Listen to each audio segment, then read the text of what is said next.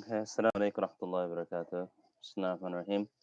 Alhamdulillahi Rabbil Alameen. Wassalatu wassalamu ala ashraf al-anbiya al-mursaleen wa ala alihi wa tayyibin wa tahirin wa sahabatihi wa man tabi'ahum bi ihsan ila yawmiddin. Amma ba'd. I want to just first check if everyone's able to hear me. Because I'm using a microphone today. I normally don't use a microphone, but this will allow me not to have to sit right next to the laptop. So if you can just leave a comment saying whether or not you can hear me, that'd be excellent, inshallah.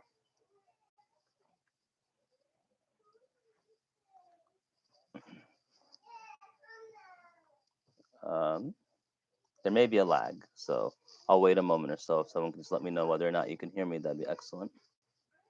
So I know that the microphone is working properly.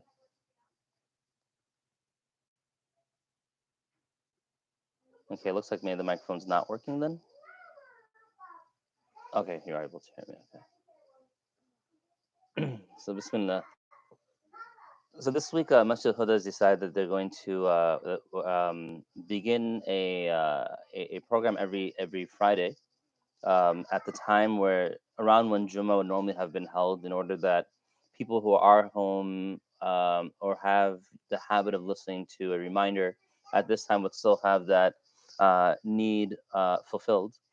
And there's so much we can discuss. And alhamdulillah, we have been discussing a lot. We know Ustad Faisal Kahdani, he's giving a talk every night, and Sheikh Abdul Bari Sayed's giving a talk every night. Then Dr. Ali Siddiqui, he gave talks for a couple weeks, and then I have a couple of talks on the weekends, and then other areas are holding talks as well. In fact, I feel like since this entire pandemic began, we've actually had more exposure to Islamic knowledge than we ever had before. And that actually is, alhamdulillah, a good sign. I'm hoping that as a result, Allah subhanahu wa ta'ala will hopefully accept this from us and allow this to be a means of growing closer to Him, and allow this to be a means of our keeping this consistent even after this entire pandemic comes to an end. I wanted to speak about two things today, and I may not have time for both, so maybe I'll just speak about one of them today, inshallah.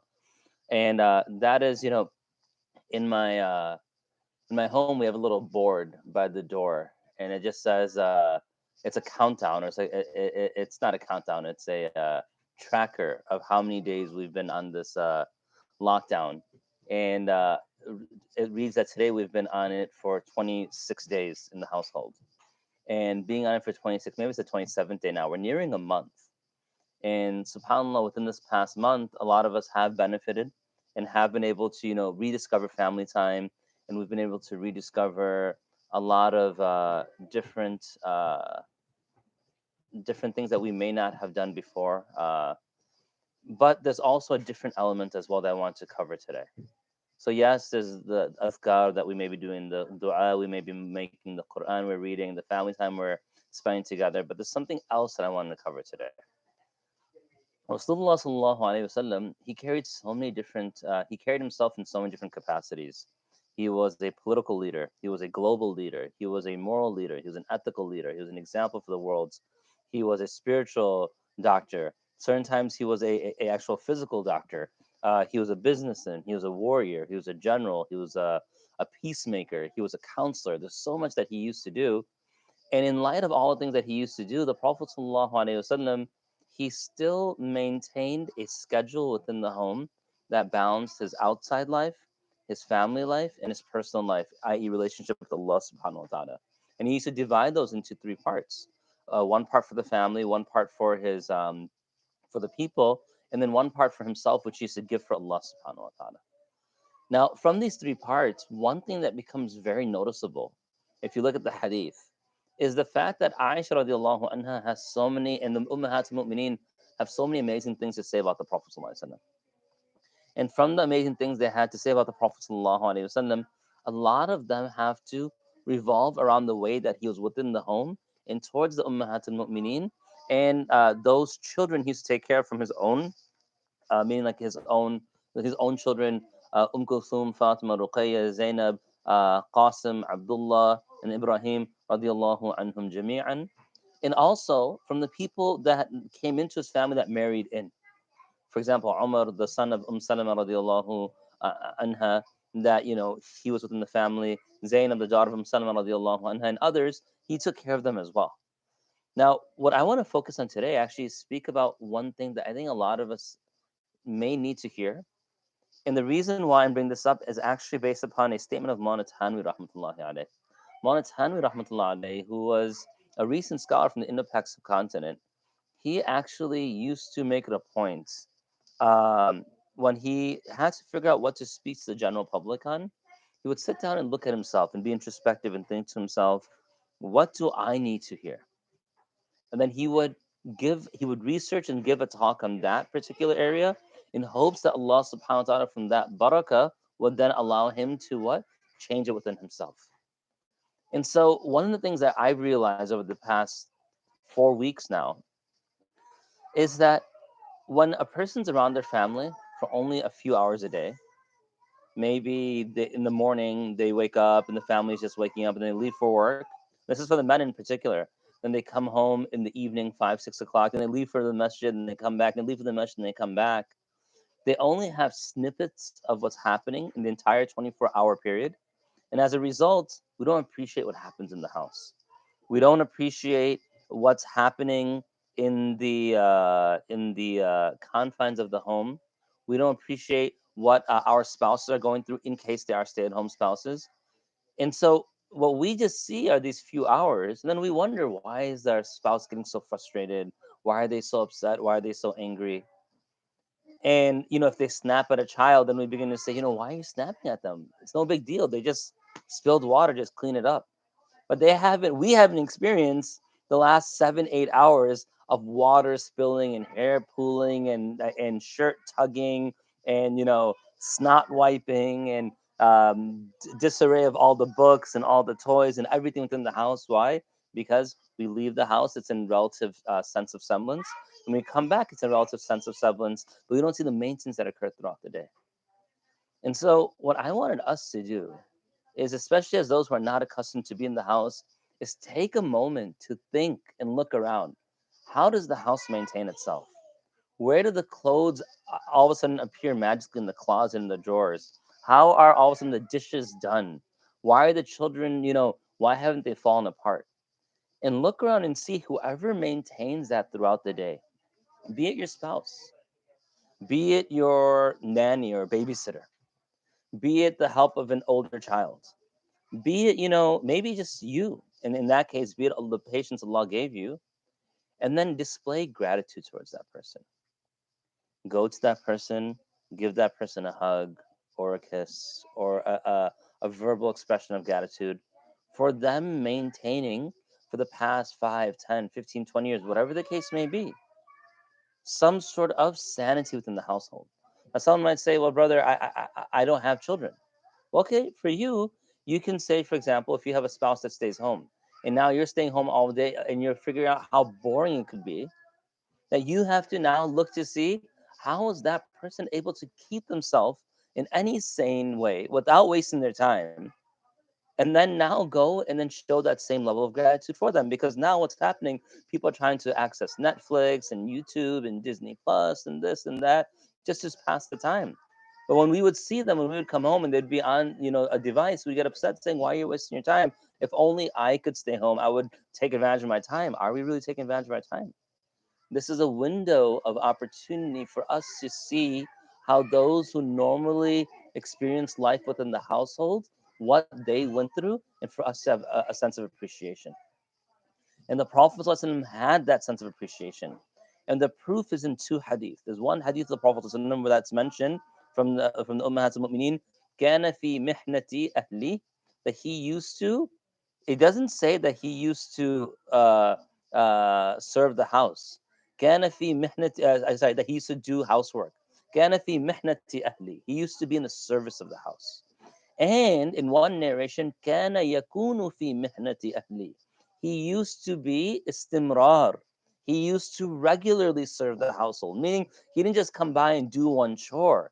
He was actively engaged in serving the household. Our quarantine is not an opportunity for us now to criticize our spouse who normally took care of the house, or our parent who normally took care of the house, or our roommate who normally took care of the house, and now look at them and show them what they're doing wrong. Now it's our time to step in and begin to do things that we normally did not do around the house so that the other person has ease. And if it's not about serving the house because there's not that many people in there, or maybe just you and your spouse, or maybe just you and a roommate, or you and your parents, then the second thing is for us to be in their shoes. What were we providing for them as an outlet the past X amount of years or months in which they're able to entertain themselves within the household in a healthy and productive manner? If we just left the device in the house and said, I'm going, and we come back and we're wondering why they're watching so many Indian dramas and Bollywood films and this and that, we have no one to blame but ourselves. But if we're like, SubhanAllah, this is what you go throughout the day, now we can see, okay, you know what? I work only 10 minutes from my home. Let me drive home and sit down and have lunch with my parents, my spouse, my sibling, etc., so that they have some company throughout the day. I have the opportunity to, work, get up a little early in the morning, go to work and come back late early in the day. Let me do that now. Why? Because I see the person in the morning, okay, they're a little occupied and getting ready, but by the evening time, I come home late and they've been sitting there and they're just wasting their time because they're waiting for someone to provide them that companionship. I'm going to in the khatira and the dua and then the dhikr and the sunan, all those things, and then get back, then go outside and sit in the parking lot and talk for another 15, 20 minutes, and then come home. So now you take 10-minute drive to masjid, 20-minute prayer and worship itself, and then 20, 25 minutes of conversation, another 10-minute drive back home, which now becomes what? 45, 55, 65 minutes, an hour escapade outside the house. And it is a little disturbing and it's a little hurtful that as soon as you come home, you have to leave. Yes, of course, the masjid is a spiritual requirement. But at the same time, an individual should, at the very least, recognize that while I may not be able to absolve myself of that spiritual requirement, at the same time, at the very least, what I can do is I can at least go and then come back right away, or take my spouse or children with me, or whatever the case may be. Make it more interactive, such that everyone's able to participate. Now, the second thing I wanted to mention today was this idea of how it's very simple to be able to have a smile on your face and deal kindly with everyone when you only see them for a couple hours. But now that we're in each other's presence for 24 hours a day, 7 days a week, 27 days in, how are we responding? Are we snapping? Are we saying things under our breath? Are we, what are we doing? The Prophet ﷺ, in those circumstances, he would be, no matter how much time he was around people, he still carried himself in such a way in the house and outside of the house, such that people loved his expression. He would always smile. Just try that. Try smiling all the time. It's not easy to always be smiling, even when something's going wrong. Try smiling. Try being in the home now when people are around and saying a positive statement, even though the heart isn't feeling that way. You wake up and everyone's still in your face and everyone's asking for cereal, and then there's a line to the restroom, etc. Rather than getting upset, this is the time where patience has to be exerted and forbearance has to be exerted. You're getting ready for work and your child comes in and steps in the middle of your recording or whatever the case. Just last week, I had a recording from one of my classes. I teach 6 classes in a day. And so twice a week I do them live. And then the other days I do recordings for them. Remember the first or second day, literally every class, almost without exaggeration, one day, every class had a minimum of 3 recorded attempts. That'd be such and such time through, and then a kid would come in or do something, etc. And I remember it took me so long just to get, and I was, by the end of the day, I was exhausted because you're speaking, then you have to start the recording over, speaking, you have to start the recording over, etc. But rather than getting upset with them, they're going through the exact same difficulty. They're not used to having us around the house either. They're used to having a little more leeway and enjoyment. People say, why are they so loud? Why are they, everyone? Look, human beings are meant to be a bit loud. We express ourselves in different ways. Our responsibility is not to lower ourselves to that. If we're parents, for example, or if we're caretakers, then you see someone who's upset, or loud. To get loud at them is not going to solve anything. That wasn't the prophetic way. Or you're taking care of a parent, and now you're not used to being there all the time, and now you're there all the time, and they're nagging you. Just think about how you used to nag them when you were younger. The Prophet ﷺ was constantly visualizing himself in the position and shoes of other people, and then carrying himself out in a practice that was indicative of the best practice for that particular time. So these days, it's not the time to get upset. It's not the time to get angry. It's not the time to yell. This it's been almost a month. This month is not a time to grow scars. We want to look back at this time and begin to wonder, to look at it and reflect upon it as an enjoyable time, not the month that I began to get upset that my father was around and my mother was around, etc. Smile more, drop your tone more, be the way you did, didn't you? So the reality is that came. Everything has a marja. لكل شيء marja. Everything, especially within language, it has a return point. It has a reference point. No one just says things out of nowhere, right? There's a reference point. The reference point here is some statement or activity done earlier, or maybe you're just a jerky. That could be the case as well. Go, go, mama, mama, I'll show you. Okay. So regardless, take this time to be prophetic in action, prophetic in smile, prophetic in appearance. Dress up for your family. Dress up for your children. Dress up goofy. Dress up in a cartoon character. Dress up nicely. Speak kindly. Don't make their best friend devices. And I know it's hard. My wife is working today. She's working 10 to 5.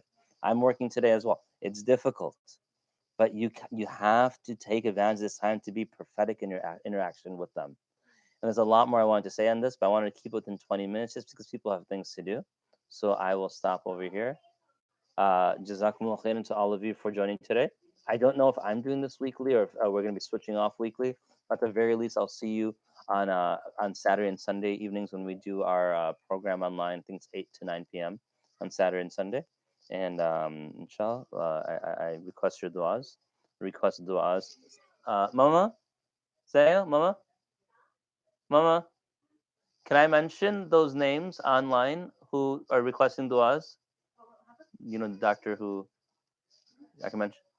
No. Okay, cool. There's some people from our community who recently also caught COVID-19, who are part of our masjid. So make dua for them. I don't know if I have permission to share their names, but we make dua for them that Allah Ta'ala grants them cure. One is a family of students of knowledge and scholarship. One's another family of physician. We make dua for people on our front lines who are every day, our first responders, our nurses, all those individuals, and those who are trying to make our lives remain a semblance of normalcy, retain a semblance of normalcy. Those who are even working in the stores, etc. We make dua for them. Allah protects them. We make dua that Allah Ta'ala shows us the truth of what's happening and allows us to benefit and to protect ourselves from the harm therein, benefit from the good and protect ourselves from the harm therein. We ask Allah Ta'ala to allow us to come out of this in a way that's stronger. We were just discussing this a few weeks back in the ISM West program about how like the Isra and Mi'raj and what came before, the 2.5 years of boycott and everything that happened there. These were types of quarantine our ummah has faced, and we came out as better people. So we ask Allah Tawfiq to do everything that will attain His pleasure. I was asked to speak about preparing for Ramadan in the month of Sha'ban, and I actually feel this is very relevant because the Prophet ﷺ has mentioned that a person will say a statement, and that statement will take him depths into the hellfire. Imam Ghazali mentions a weaker narration about a woman in the Ihya al-Ulumuddin, in the Kitab al-Sawm within his Ihya al-Ulumuddin, about the women who were walking and the Prophet saw them, and he commanded them because they were suffering from fatigue in their fast, and when he commanded them to vomit, and they did, blood and meat came out, and they were surprised because they were fasting, but they were engaging in backbiting. So the tongue has a very strong relationship to spiritual preparation and fortitude and growth and rectification. So we seek Allah's tawfiq and happiness. Wa akhir da'wan alhamdulillahi rabbil alameen. Subhanallah bihamdi subhanakallah. La ilaha illa anta nastaghfiruka wa natubu ilaik.